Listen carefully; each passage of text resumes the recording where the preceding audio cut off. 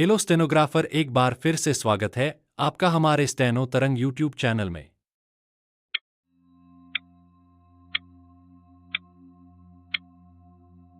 Start. शिक्षा की प्रगति और देश की बेकारी को मामूली तौर पर देखकर कहा जाता है कि पढ़े लिखे युवकों की दशा अच्छी हो ही कैसे सकती है। एक तो शिक्षित युवकों की भरमार और दूसरे व्यापार, उद्योग धंधों और नौकरी की गिरी हालत बेकारी की भारी जटिल समस्या बनाए हैं।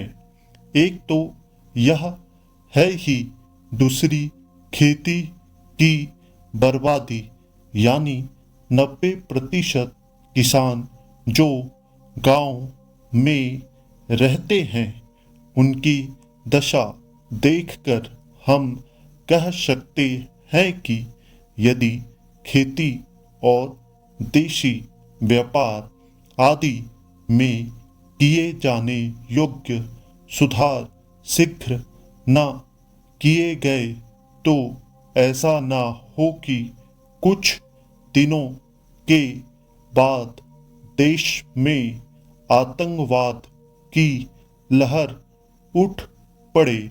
इसमें संदेह नहीं कि कांग्रेसी मंत्रिमंडलों ने जो कुछ किया है वह जहां तहां हो सका है किसानों की भलाई के लिए किया है, और इनमें संदेह करने की कोई आवश्यकता नहीं कि जितने समय के लिए ये नियुक्त किए गए हैं, यदि उतने समय तक रह गए तो देश के बड़े बड़े सवाल हल करने का भरसक प्रयत्न होगा। पैरा।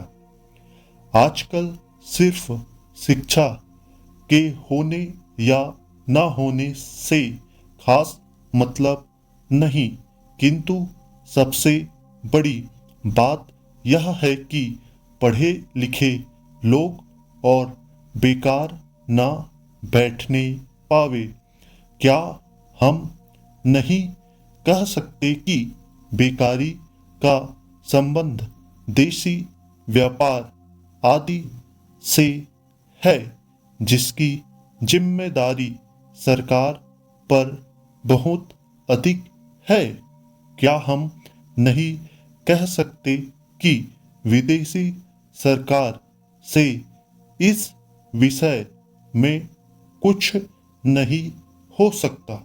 यथार्थ में मैं यह कह देना चाहता हूं कि हमारे औद्योगिक और व्यापारिक पतन का कारण हमारी दास्ता है।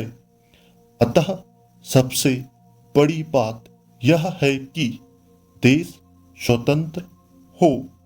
यदि तुमने जापान की उन्नति को देख लिया है, जर्मनी के उत्थान को समझ लिया है, क्या तुम कह सकते हो कि दास्ता की बेड़ियों से मुक्त भारत भी देश की बेकारी, अशिक्षा आदि छोटे छोटे सवालों को हल न कर सकेगा?